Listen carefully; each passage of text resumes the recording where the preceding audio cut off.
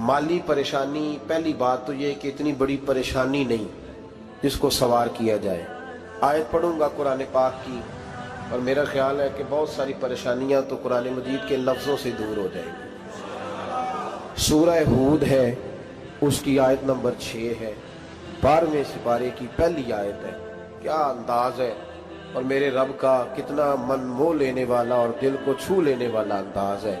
रब करीम ने फरमाया वमा मिन दाब्बतिन फिल अर्द, फरमाया नहीं ज़मीन पर कोई भी ऐसा चलने वाला, ज़मीन पर कोई ऐसा नहीं जो चलता हो, इल्ला अलल्लाहि रिज़्कुहा, जिसका रिस्क अल्लाह ने अपने ज़िम्मे न लिया हो। ज़मीन पे कोई चलने वाला ऐसा नहीं जिसके रिस्क की जिम्मेदारी रब करीम की ना हो। ये जिम्मेदारी रिस्क किसकी है? बोल के बताएं, बोल के किसकी जिम्मेदारी है जी? अल्लाह। देखिए गौर फरमाएं, यहाँ मुफस्सिरीन ने एक बात लिखी है इस आयत के तहत कि फरमाया जो ज़मीन पे चलने वाला है उसका रिस्क अल्लाह के ज़िम्मे। फरमाते हैं कि ये अल्लाह ने हमारी अकल के मुताबिक हमसे बात की है, वरना आसमानों में जितनी मखलूक है रिस्क उसका भी अल्लाह के ज़िम्मे ही है। यहाँ जो फिल अर्द के लफ्ज़ है ज़मीन पे, वो हमें समझाने के लिए कि तुमने तो सिर्फ ये दुनिया देखी है ना, तो जिसको तुमने देखा है वो सब खाते अल्लाह का दिया हुआ ही है। तो जो हमने देखा था रब करीम ने उसके मुताबिक हमें समझा दिया। फरमाया कुछ तो तुमने देखे ही नहीं, चलो उनकी तुमसे बात नहीं करते, पर जो तुमने देखे हैं उन सब का रिस्क किसके जिम्मे है? अल्लाह के। मेरे रसूल करीम सैयद आलम सल्लल्लाहु ताला अलैहि वसल्लम कुरान मजीद की जब तर्जुमानी करते, वजाहत करते, तो महबूब पाक सल्लल्लाहु अलैहि वसल्लम भी कोई इश्काल रहने नहीं देते थे, कोई इश्काल नहीं रहने देते थे। मेरे महबूब करीम अलैहिस्सलातु सलाम ने फरमाया अल्लाह पे भरोसा रख के सवेरे निकल जाना रिस्क की तलाश में। किस पे भरोसा रखना है? निकलना तुम्हारे जिम्मे है। ये ना कहना कि घर बैठूंगा तो यही आएगा, निकलना तुम्हारी जिम्मेदारी है। जितनी जिम्मेदारी है वो पूरी करना। अल्लाह पे भरोसा करके निकल जाना तुम्हारी जिम्मेदारी है। रब का जिम्मा है तुम्हें रिस्क देना, वो जरूर तुम्हें रिस्क पहुंचाएगा। या रसूल अल्लाह सल्लल्लाहु अलैहि वसल्लम किस तरह पहुंचेगा? तो जरा हुजूर के लफ्जों का हुस्न भी देखिए। नबी पाक सल्लल्लाहु अलैहि वसल्लम ने फरमाया जिस तरह मौत तुम्हें ढूंढ लेती है ना कि तुम कहाँ मौजूद हो, जब वक्त आता है तो इंसान पाकिस्तान में हो तब भी आ जाता है, जद्दा में हो तब भी आ जाता है, मक्का में हो या मदीना तय्यबा में, वक्त फिर भी आ जाता है। फरमाया जिस तरह मौत तुम जहां भी हो तुम तक पहुंच जाती है ना, इस तरह तुम्हारा रिस्क भी तुम जहां मौजूद होते हो अल्लाह वहां पहुंचा देता है, पहुंचा देता है। तो या रसूल अल्लाह सल्लल्लाहु अलैहि वसल्लम किस अंदाज में? तो फरमाया निकल जाना तुम्हारी जिम्मेदारी है। फरमाया सवेरे परिंदे भी निकल जाते हैं और शाम को जब लौटते हैं तो अल्लाह उन्हें पेट भर के रोजी अता फरमाता है। हालांकि उनको नहीं पता होता हमारा कारखाना कहाँ है, हमने कहाँ जाके मजदूरी करनी है। उनको नहीं पता होता कि हमारा दफ्तर कहाँ है, हमने किस ऑफिस में बैठना है। उनको नहीं पता होता कि हमने कहाँ जाके माल खरीदना है और कहाँ से हमने फिर उसको दोबारा बेचना है। उन्हें खबर नहीं होती, अल्लाह पे भरोसा करके निकल जाते हैं। निकलना तो तेरे जिम्मे है कि नहीं? फरमाया वो तू ड्यूटी कर, शाम को अल्लाह जो रब परिंदों को रोजी देता है वो तुझे भी अता फरमाएगा। मैं कहता हूँ सोच कितनी कमजोर है उस आदमी की जो कहता है कैसे मिलेगा। कितनी कमजोर सोच है।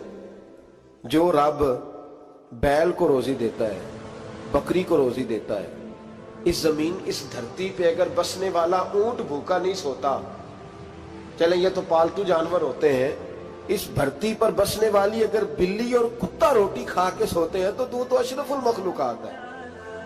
तूने अपने ज़हन में क्या टेंशन पाल लिया है कि नहीं आएगा तो मर जाऊंगा, क्या बनेगा, किस तरह होगा? तू क्यों इतना परेशान हो गया? भाई माली परेशानी सबसे ज्यादा उस बंदे ने ओढ़ ली है जिसकी तवक्कुल की बात कमजोर हो गई है। तू सीधी तवज्जो अपने रब करीम की जानिब रख, सीधी तवज्जो अल्लाह की जानिब कर। रब फरमाता है जिम्मा तेरा नहीं, जिम्मा मेरा। लेकिन ना तनख्वाह एक आती है घर में, जब एक बच्चा होता है तो तब भी काम चलता है, जब अल्लाह 2 बच्चे दे दे फिर भी उस तनख्वाह से काम चलता है, जब 3 हो जाए फिर भी चलता है, जब 4 हो जाए नहीं। आप ना भी बोले तो बात तो सही है, बहरहाल काम फिर भी چلے اسی تنخواہ میں سے جب بندہ بڑے بیٹے کی شادی کر کے بہو بیاہ کے لے آئے تو پھر بھی کام چلتا ہے، اور جب اس بیٹے کو اللہ بچے عطا کر دے تو اسی گھر میں، اسی آنگن میں، اسی چھت کے نیچے کام چلتا ہے۔ تو پھر تو مان جانا کہ چلانے والا تو نہیں، چلانے والا کوئی اور ہے۔ پھر تو مان جا کے چلانے والا کوئی تو اس وقت جب تنخواہ تیری لگی تھی تو کہتا تھا ابا ابھی میری شادی نہ کر، میں بیوی کو کیسے کھلاؤں گا؟ تو وہی شخص ہے جس کی چھت کے نیچے پھر 1.5 درجن پوتے بھی پل رہے اور گزارا ان کا بھی ہو رہا ہے۔ تو رزق کا ذمہ کس کا ہے؟ اللہ کا ذمہ۔ اب ہمیں پتہ ہے پہلی بات تو پریشانی اس لیے اتار دینی چاہیے کہ ذمہ ہمارا ہے ہی نہیں۔ اب دوسری بات یہ کہ ذمہ داری کس کی ہے؟ اللہ حکیم بھی ہے اور علیم بھی ہے، حکیم بھی ہے اور جانتا بھی ہے اور اسے پتا بھی ہے کہ دینا کس طرح ہے۔ اب ہم پتہ کیا کہتے ہیں؟ کہتے ہیں وہ جو بندہ پجاروں میں بیٹھا ہے وہاں اسے نہیں بیٹھنا چاہیے تھا، اور میرا حق تھا۔ تجھے زیادہ پتا ہے کہ اللہ کو؟ بول کے بتانا کس کو پتہ زیادہ ہے؟ کیوں جی؟ تو آپ اصل ٹینشن پتہ کب لگتی ہے؟ جب بندے کہتے ہیں نہیں وہ پجاروں میری تھی، میرا حق تھا۔ وہ جب گزرتی ہے نا پاس سے مہران کے تو مہران والا ٹینشن بڑی لیتا ہے، حالانکہ اللہ کو زیادہ پتا ہے کہ وہ حق۔ ایک بات اپنے ذہن میں یاد رکھ لیں، رٹ لیں کہ جو میرے لیے بہتر تھا میرے رب نے مجھے دے دیا، اور بات ختم ہو گئی۔ بس وصل اچھا ہے نہ فراق اچھا ہے، یار جس حال میں رکھے وہی حال اچھا ہے۔ بس جو میرے حق میں بہتر تھا میرے رب نے مجھے، مسئلہ یہ ہے کہ تو اس پہ راضی ہونے کو تیار نہیں۔ حضرت علی کرم اللہ تعالیٰ وجہ الکریم نے میرے نبی پاک کی ایک حدیث بیان کی ہے، اور جناب علی جب یہ حدیث بیان کیا کرتے تھے تو حضرت مجاہد فرماتے ہیں یوں لگتا تھا کہ جیسے حضرت علی ہمیں ہر پریشانی سے نکال رہے ہیں۔ مولا علی شیر خدا رضی اللہ تعالیٰ عنہ فرماتے ہیں کہ مجھے میرے نبی پاک صلی اللہ علیہ وسلم نے ایک طریقہ دیا تھا ٹینشن فری ہونے کا۔ آپ فرماتے ہیں مجھے تو بڑا راس آیا ہے، تم بھی اگر کر لو گے تو تمہیں بھی فائدہ دے گا۔ کہا وہ کیا؟ حضرت علی کہنے لگے محبوب علیہ السلام نے فرمایا تھا لوگوں تم اللہ کے دیے ہوئے تھوڑے رزق پہ راضی ہو جاؤ، وہ تمہاری تھوڑی عبادت سے تم سے راضی ہو جایا کرے گا۔ بس تم 2 نفل بھی پڑھو گے تو اللہ راضی ہو جائے گا، تم 1 رکوع بھی سویرے اٹھ کے پڑھو گے تو وہ راضی ہو جائے گا، وہ تمہارے 313 درود شریف سے راضی ہو جائے گا، تم اس کے دیے ہوئے تھوڑے رزق سے راضی ہو جاؤ۔ ٹینشن اس لیے ہوتی ہے کہ ہم راضی نہیں جو اس نے ہمیں دیا ہے۔ وہ حل میں مزید کی جو دوڑ ہے نا، حل میں مزید کی، بے قدرہ کچھ قدر نہ جاتی، کیتی خوب تسلی ہو، دنیا دار پجاری زردے، کتیاں دے گل ٹلی ہو، بک بک روشن اکھیاں تکیو ویک حویلی کلی ہو، تے کوچ نصیر اساں جد کیتی پہ جانی تھر تھلی ہو۔ تو یاد رکھیں یہ جو ہے نا مصیبت کے مال آ کیوں نہیں رہا، وہ سامنے والا پلاٹ میرے گھر کے سامنے ہے گھر کے سامنے، پر رجسٹری میرے نام کیوں نہیں؟ یہ مصیبت سانس نہیں لینے دیتی۔ موٹر سائیکل کھڑی کرتا ہے نا جب آ کے دکان سے روٹی کھانے آتا ہے، دفتر سے گھر آتا ہے، کاروبار سے آتا ہے، تو جہاں موٹر سائیکل کھڑی کرتا ہے وہ ٹینشن بڑی ہے کہ کبھی میری ہو جائے نا یہ والی جگہ، تو میں یہاں بھی بورڈ لگاؤں اپنے نام۔ اس نے مالی پریشانی پیدا کی۔ تو جس حال میں ہے، کیونکہ تو نے اپنا یہ حال خود نہیں بنایا، جس نے بنایا ہے وہ بڑا بہتر جانتا تھا کہ تو اسی حال میں اسے اچھا لگتا ہے۔ تو اسے اسی حال میں، ایک بزرگ تھے تو ان کی طبیعت بڑی علیل ہو گئی، بیمار ہو گئے، تو اللہ نے آزمائش دی تو کیڑے پڑ گئے وجود میں۔ ایک کیڑا یہاں سے کھا رہا تھا، اللہ والے بڑے راضی رہتے ہیں اس کی رضا پہ، تو کیڑا یہاں کھا رہا تھا تو نیچے گر گیا، تو بابا جی نے اٹھا کے پھر وہاں رکھ لیا، کہنے لگے جب اس نے تیری ڈیوٹی مجھے کھانے کی لگائی ہے تو میں اس بات پہ راضی ہوں، تو نیچے کیوں گرتا ہے؟ بٹ ٹھیک ہے کھا، جب اس نے تجھے ڈیوٹی جو تیری لگائی۔ سالبہ بن عبد الرحمن ایک صحابی تھے، سالبہ غالباً، نبی پاک صلی اللہ علیہ وسلم کی خدمت میں آئے، کہنے لگے یا رسول اللہ صلی اللہ علیہ وسلم غربت بڑی ہے، میرے لیے دعا کریں اللہ زیادہ مال دے۔ تو محبوب صلی اللہ علیہ وسلم نے فرمایا تو جس حال میں اچھا ہے وہ تیرے لیے بہتر ہے، اس میں تو ہے وہی حال تیرے لیے۔ مشکل ہے نا یہ جواب سننا۔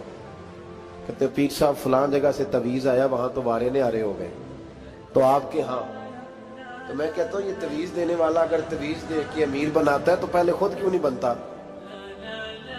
یہ خود تو 150 کا تویز بیچ رہا ہے، اپنی بیچارے کی حالت یہ ہے۔ اگر اتنا ہی تویز اس کا چلتا ہوتا تو پہلے 5 جو پجاروں اس کے دروازے پہ کھڑی ہو۔ عجیب چکر ہے اور عجیب جگہ لوگ الجھ گئے، سمجھتے ہی نہیں بات کو۔ یا رسول اللہ صلی اللہ علیہ وسلم دعا کر دے تو محبوب نے کیا فرمایا؟ فرمایا تو جس حال میں ہے نا وہ حال تیرے لیے بہتر ہے، اسی میں رہ۔ کہ نہیں حضور دعا کرے۔ فرمایا سال بعد تو باز آ جا۔ حضور دعا کرے۔ فرمایا تو باز آ جا۔ 2-3 دفعہ کا ضد کی، محبوب نے فرمایا جا، پھر اللہ تجھے زیادہ پیسے دے گا۔ چند بکریاں خریدی، اتنی برکت ہوئی کہ بکریوں کے ریوڑ بن گئے۔ پھر کچھ بکریاں بیچ کے گائے خرید لی، ان کے بھی ریوڑ ہو گئے۔ پھر کچھ اونٹ اونٹنیاں لے لی، ریوڑ ہی ریوڑ۔ پہلے 5 وقت مسجد میں آتے تھے، اب فجر اور عشاء رہ گئی۔ پھر مال زیادہ ہوا تو مدینے شہر میں کوئی جگہ ہی نہیں، مدینے سے باہر حویلی خریدی، پھر جمعہ ہی رہ گیا۔ جمعے کے جمعے آتے، زکوٰۃ کا حکم آیا۔ میرے نبی کریم علیہ السلام نے حضرت ابو ہریرہ کو بھیجا، فرمایا جا اسے کہہ تیری زکوٰۃ بنتی ہے 2.5%۔ 10 کروڑ روپیہ ہو تو کتنی زکوٰۃ بنتی؟ بھئی 1 کروڑ کی 2.5 لاکھ ہوئی نا، تو 10 کروڑ کی کتنی ہوئی؟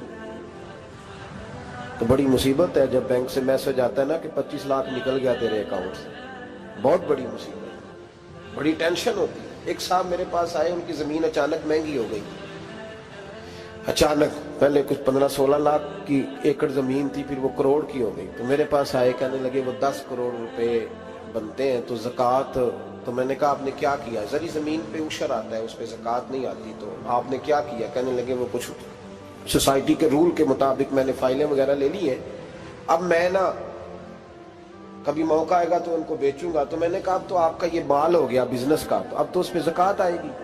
10 کروڑ پہ جب 25 لاکھ سنا تو کہنے لگے فوراً دینی پڑتی ہے کہ تھوڑی تھوڑی سے بھی کام چل جاتا ہے؟ تو میں ان کا چہرہ دیکھنے لگا، میں نے کہا نہیں وہ تو آپ کو پتہ ہے، ویسے حضرت عمر فرمایا کرتے تھے بانٹ کے نہ دو، کوشش کرو کسی ایک کوئی دو، چلو کسی کا تو کچھ بن جائے، تو ایک کوئی دینی چاہیے۔ کہنے لگے تو مطلب یہ ایسا ہی حکم ہے؟ میں نے کہا آپ کسی اور سے تحقیق کر لیں۔ اب یہ بھائی لیتے وقت نہیں تجھے ٹینشن ہوئی کہ 15 لاکھ کا کروڑ ہو گیا، تو اس وقت کبھی تو نے کہا کہ یا اللہ، تو یہ کیسی سوچ ہے مسلمان؟ کس طرح کا اس کا؟ ہمارے ہاں جب کسی آدمی پہ حالات خراب ہوتے ہیں نا تو سب سے پہلے وہ اس طرح کرتا ہے کہ جو میں کہیں اللہ کے رستے میں دیتا ہوں پہلے اسے بند کروں۔ جس رستے تجھے آ رہا تھا پہلے تو نے وہ رستہ بلاک کیا۔ حضرت اسماء بنت ابی بکر صدیق کہتی ہیں میں حضور کو مسجد کے لیے، ادارے کے لیے، صحابہ صفہ کے لیے کچھ دے رہی تھی، تو میں نے گننا شروع کیا تو حضور مسکرانے لگے۔ حضور مسکراتے کیوں ہیں؟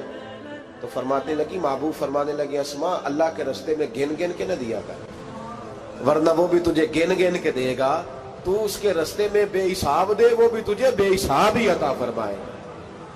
لیکن پہلے یہ والا پہلے دروازہ بند کرو، یہاں سے پیسے ختم ہو رہے ہیں، تو اس طرح کرنا بھائی۔ اس دفعہ سوٹ ذرا گرمیوں والے نہ خرید، لیکن جو تو اللہ کے رستے میں دے رہا ہے اسے دیتا رہے۔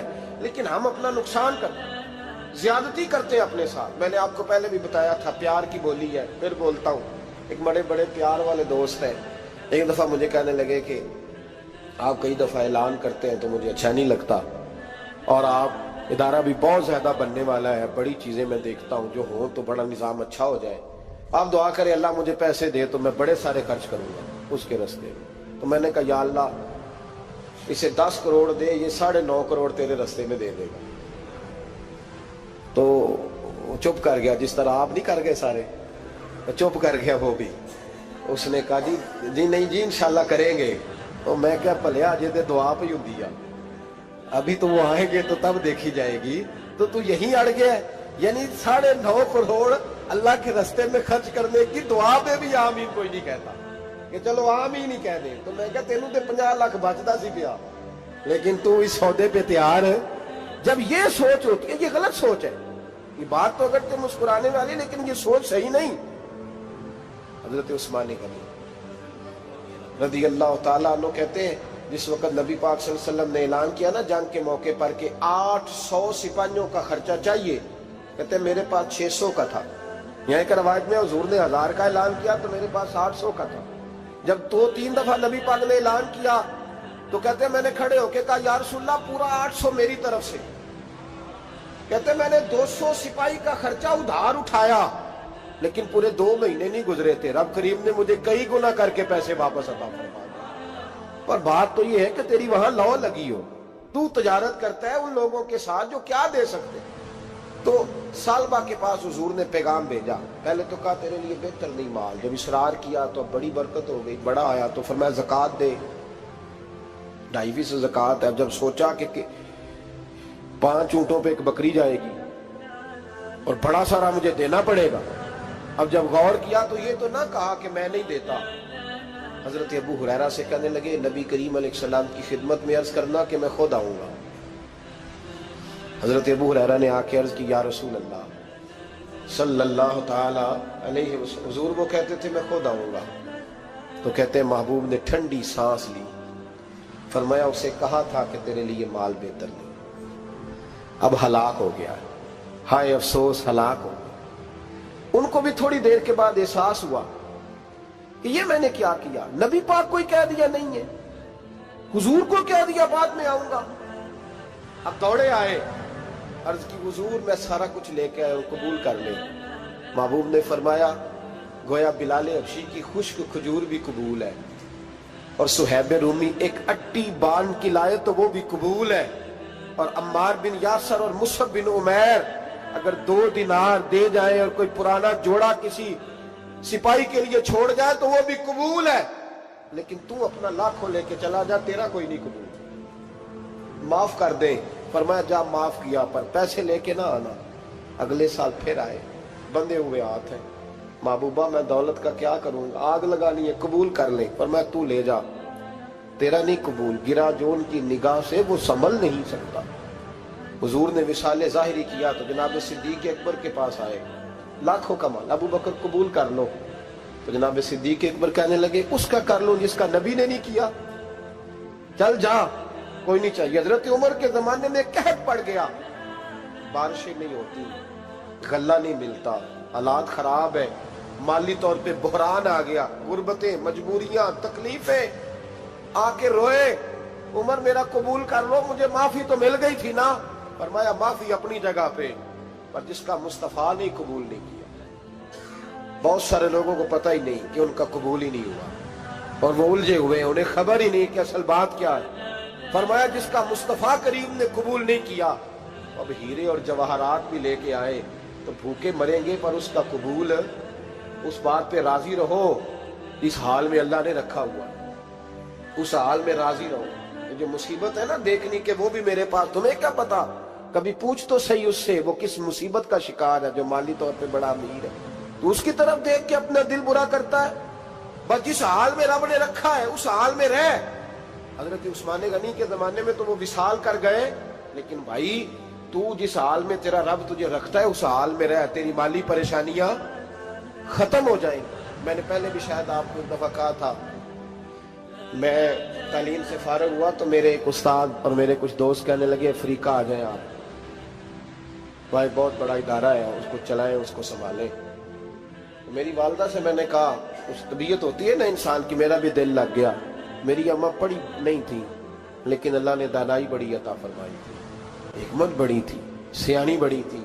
تو میں نے کہا اماں جی وہ مجھے ساؤتھ افریقہ کی دعوت ہو رہی ہے تو آپ کیا کہتی ہیں؟ تو اٹھ کے میرے پاس آ گئی اور مجھے انہوں نے اپنے بازوؤں میں لے لیا، پھر میرا ماتھا چوما، کہنے لگی پتر میں تے وال بھی نہ پوٹ کے دیوا کسی نے، ہم نے دولت کا کیا کرنا، تو اللہ کا نام لے کے کہیں بیٹھ جا، رب کریم رون کے لگا دے گا، خیر ہو جائے۔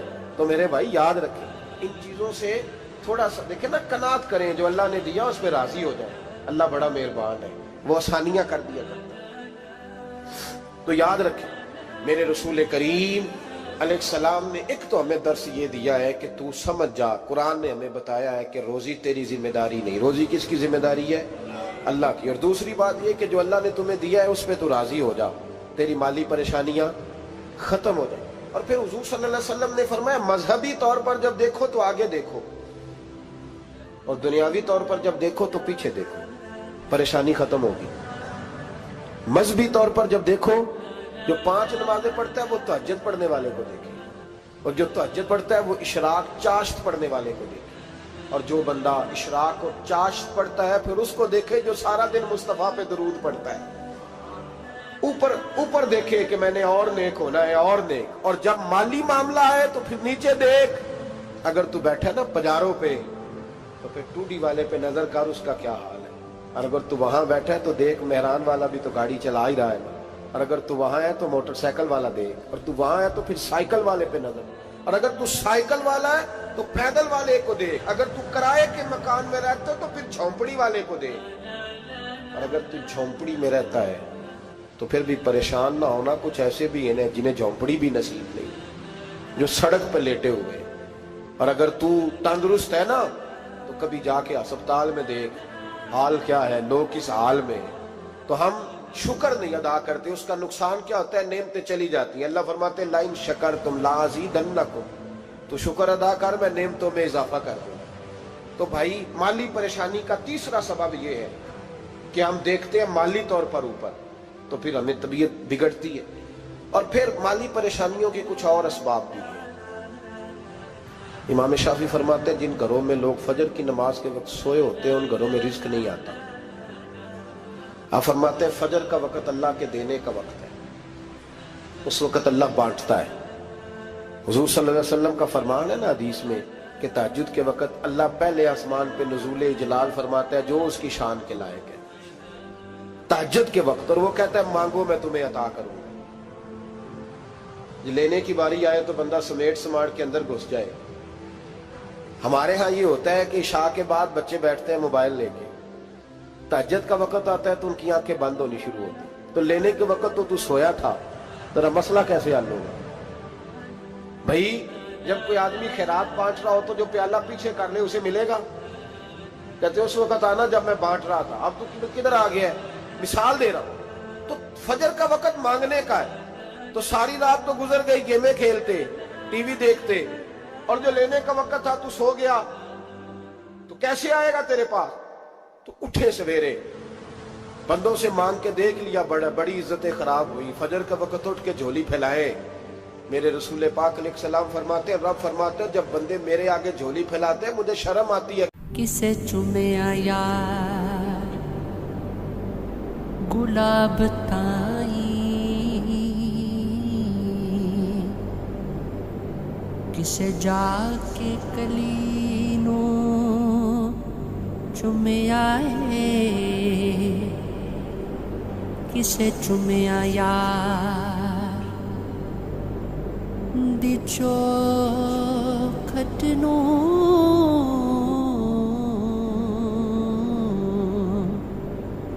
کسے جا کے گلی نو چومیا ہے، کسے چومیا حاکم غوث تائیں،